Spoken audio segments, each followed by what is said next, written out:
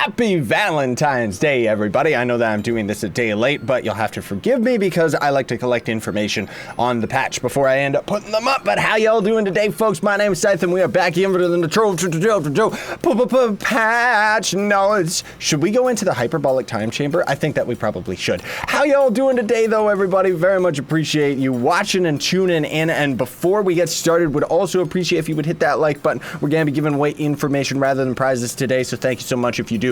But regardless, let's just jump right into it. Okay, so we've got the Valentine's Day event. There is going to be an all-new chain of events and quests that are going to end up showing up in the top right-hand corner of your screen. As you can see, unfortunately, as I'm recording this, I don't actually have all of the events done. I ended up sleeping for like 20 hours. That's why you're going to notice that I'm a little bit tired looking. I'm actually very energized right now. Very excited to present this video to you. But needless to say, I didn't have enough time to actually complete the entire of the Valentine event before I could actually present this video to you. But you are going to get an Amorous archer costume for completing the event. I'll be sure to insert some footage of the costume right now because Joe's got it. I don't. I will have it by the time this video actually gets uploaded, though. But then you're also going to get some Diamond Dragonite as well. And then there's also going to be some daily login rewards. So I'll put a link in the description to the patch notes, as I always do. You can read it yourself because there's actually like daily patron passes, chaos chests, dragon coins, 9th life, and stuff like that that you're going to get periodically for logging in over the next, well, from now until the 27th. And then there's also the new Tomb Raiser costume and a Chloromancer costume. Let's actually go check the crafting recipe for those things out. Also, before I end up getting attacked by everybody and they all stand in the way, this is the Tomb Raiser costume. I actually really like it. I mean, it's all pink and hardy, so nobody's gonna actually rock it, but it's still pretty cool. Unfortunately, doesn't actually have any unique video effects like the babies and stuff. It's actually just the same video effects taken from the is it the Balefire costume? I don't know. It's the green Tomb Raiser costume, which is actually one of my favorite in the game. But either way, he's kind of eating a heart for some reason. There's a little face on our staff right here that you can't really see just based on the angle. And then there's also the Chloromancer costume, which looks like this. Too bad that it actually clips into your character's head, though, which is a little bit strange. But the staff itself is kind of neat because it's got a bouquet of flowers on the end of it. This flower on the back of us actually really looks like a dragon coin, doesn't it? But this one actually has unique video effects because if you throw down your flowers, you're gonna see, except for our class gem, of course, you're gonna see that it's kind of a bouquet of flowers with a cute little face on the front of it. Kill me, please. Okay, I will. Die, stupid flower! Thank you. But then if we go over to the Chaotic Crafter, you can actually see them in the costume section. The Heart Eater is going to cost thus. So, as you can see, every single costume in the game actually costs fairy dust, which is disappointing because even an endgame player like myself, I am out of fairy dust. Like, seriously, I keep having to buy it, and I don't really have the time to grind it, unfortunately, because I'm addicted to Arc. Rosie Ravisher is right here. This is all the crafting components for it. Man alive, my bleach bones are gone too. I guess I should actually find some time to go and grind this stuff. But then other than that, there is also a bunch of new dungeons in the Jurassic Jungle. Very excited to go check those out. I'm assuming that's actually the jungle, like the one with the canopy, not necessarily the swamp. But I'll have to go and double check. Either way, those dungeons, I've seen a couple of them and they're actually really, really swag. There is also a new undead dungeon, as well as a couple new shadow towers. So that's very interesting. I'm excited to see those show up in rotation. Then there's also the store has gotten an update. The 150 crate of gears, which was actually used to craft the jet gear griffin mount, that's actually no longer available for crafting anymore. Does that mean that that is actually just in the mount section now? Did they actually just throw that griffin in there? No, they did not. Is it still in the hub? Let me double check. They also seem to add a bunch of video effects to this mount right here because I don't really remember any of these pedals actually coming off of this thing. But anyways, if we come over here, which table was it? Eeny, meeny, miny, mo. Wheel of Seasons, I'm going to assume, right? No, it's the Snowfest table. All that other stuff was just random things. Okay, so I guess that means for right now anyways, this mount is impossible to craft unless you can end up getting dark neck gears, which, I mean, you can't get them anymore, so that's very, very interesting that they ended up doing that. Maybe he's just going to be a new seasonal thing and the robot's going to end up showing up, like, every season, like every winter, or it's that they're just gonna end up throwing this into the chaos chest after a little while. Honestly, I don't know. But there is also going to be new store visuals. So they've actually changed the store visuals to be a nice blue rather than just the poopy brown that they ended up having that everybody loves so much. Now, they've also changed this so it actually says 32 minutes without the seconds. Not sure if I necessarily like that one myself, because I actually did like seeing the timer, like the exact timer as to how long there was left on any of these deals and stuff. Then again, they're not really that great as far as deals are concerned, so most of this stuff nobody ends up buying anyways. But this one right here, this is the weekly deal that they've got, which I honestly cannot recommend because it doesn't even give you enough chaos chests to trigger the karma bar. Gives you 1 gold chaos chest, 10 chaos cores, which is useless for the most part. And just in general, it's cheaper to buy almost anything else out of the store instead. Like, can we get anything out of this? Just 500 gem dust.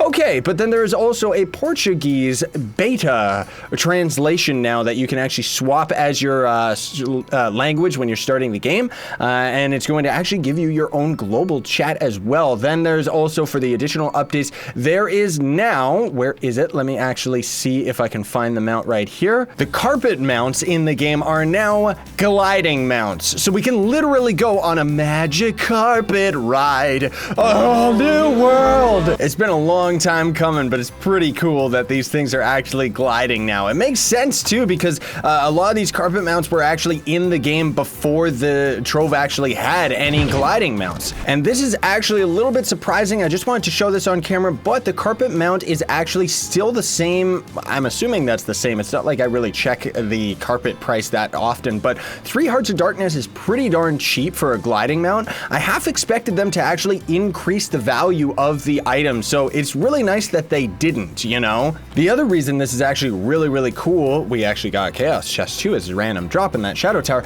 is that the price of the carpets shouldn't actually increase as far as the player market is concerned, despite the fact that these are now going to be more valuable items, right? So now there is also spring plants can grow rather than the winter plants. They've been taken out of rotation. If you didn't know, folks, because I know I don't really have a proper like gardening profession tutorial, I do want to work on that eventually and have like videos about each of the professions. But needless to say, plants can only grow seasonally, or at least most of them can. Like certain plants can, I guess I should say, while other ones can just grow at any time. You just gotta make sure that there's no ceiling on top for the plants to actually grow. That's pretty much the only mechanic in the game. But the spring themed plants can grow now, which means that you can actually grow like a lot of the flowers and stuff like that. Changing your language through the settings now requires a client restart. Aligned gem power rank numbers between the gem tooltip and the gem interface. Now, not exactly sure what this one means. I wish they gave a little bit of a better description. I'm not sure if it means when we hover over this, it actually shows proper numbers of how much power rank we're actually getting from our gems, or if these numbers have actually been properly allocated, or if hovering over the gems just means that the numbers are allocated more appropriately. In any case, it's one of the 3 that I mentioned for sure, because it is talking about just the numbers associated to the gems has actually been realigned. Fixed a bug where air current blocks persisted above a cornerstone after moving it. Now, that didn't necessarily last forever, near as I can tell, but yeah, if you were actually building a bunch of air gust blocks on your cornerstone and you would actually remove them, the air gust would actually remain for a time afterwards. At least I think until you ended up repositioning your cornerstone anyways.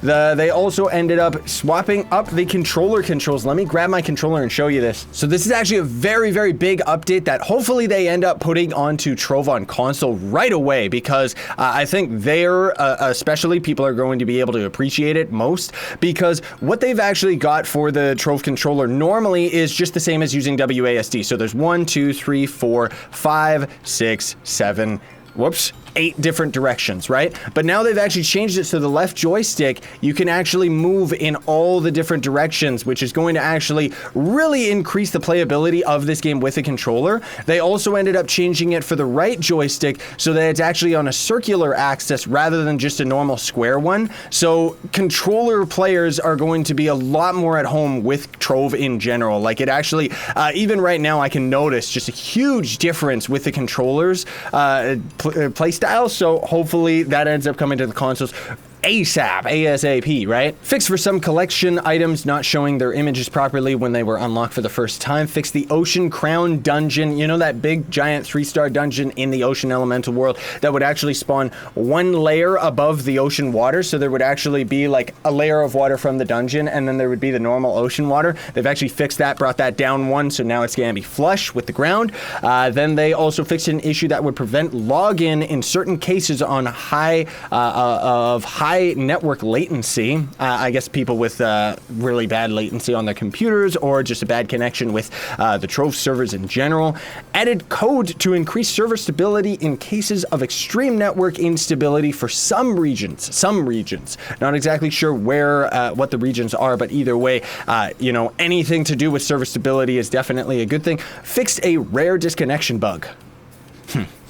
I mean, I hope that's like the one that was like the most prevalent because there's like 50 of those, right? Fixed a bug where some enemies that are supposed to slow down during attacks did not. I wish they would actually give a little bit more of a description on things like that rather than explaining that the joystick can now move in all directions, you know? Like, I want a better description for stuff like that because otherwise, like, it's impossible for me to relay the information as to which enemies have actually not been affected by this, right? Which I'm assuming Shadow Tower enemies, most likely. Fixed a bug where the Shadow Hunter appeared to have 2 bows. That's been around for a while, so it's good they got rid of it. Fixed a bug where the Revenant's Spirit Storm could persist after death. So you would actually trigger your Revenant's ultimate ability, respawn, or just get killed, and then your ultimate would still be pulling all of the enemies towards your grave, right? Update to the Ice Cathedral dungeon in the Permafrost. Fixed an issue where the licensing agreement sometimes wouldn't be displayed properly. Windows fix. Reduce the size of the shader cache under percentile app data percentile.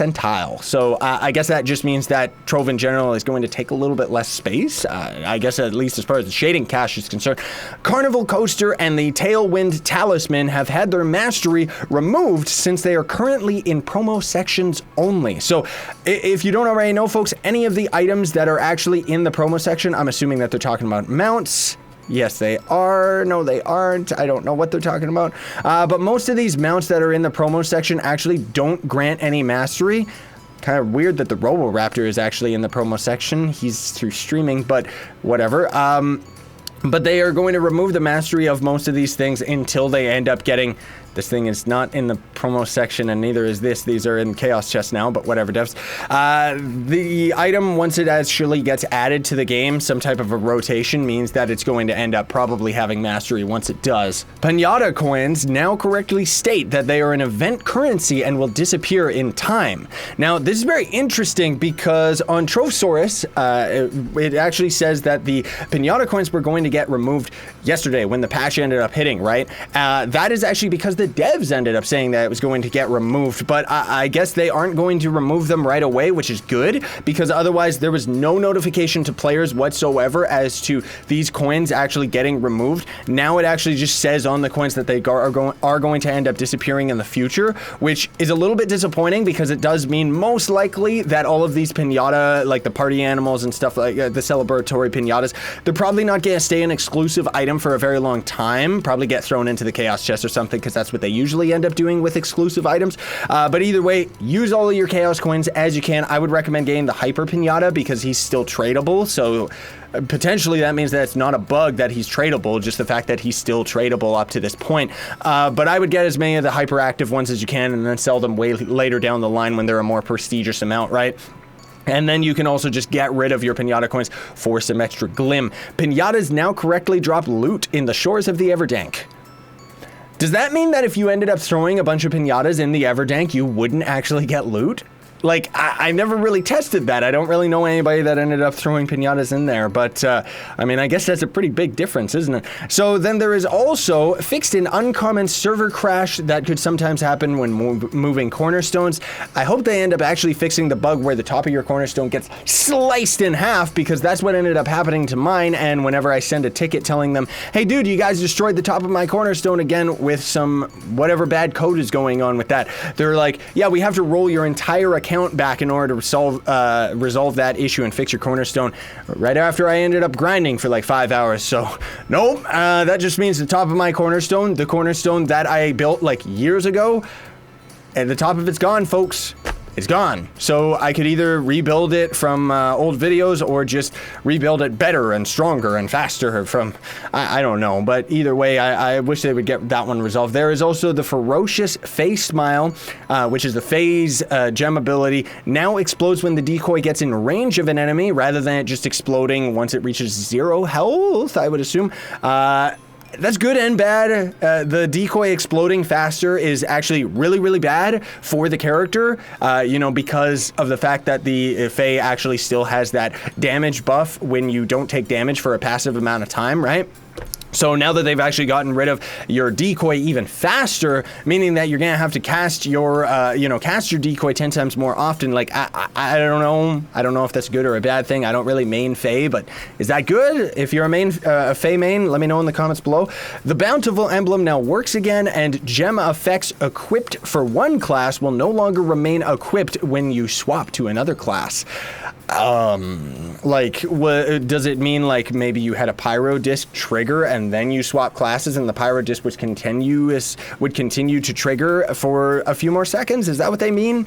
Or are they just talking about the game being completely broken, and if you swap to all of your characters, you would actually stack all of the effects? I don't think that the game was that broken, to say the least. But another thing too is if you actually, not the costumes, where is it? If you go into the classes section, you can see that the Gunslinger is on sale, the Neon Ninja is on sale, and generally speaking, I think that's it. So outside of the questing that's in the top right, which I haven't actually done as I'm recording this patch notes video, because I gotta get this video out to all of you right away. I'm gonna finish the challenge and the event like over time throughout the day, so you can expect a video that's going to explain like all of the different things that you get as rewards, not to mention all of the quests and everything like that. You're gonna see a video show up later today that's gonna tell you about all of that stuff and how you actually get the new Shadowhunter costume.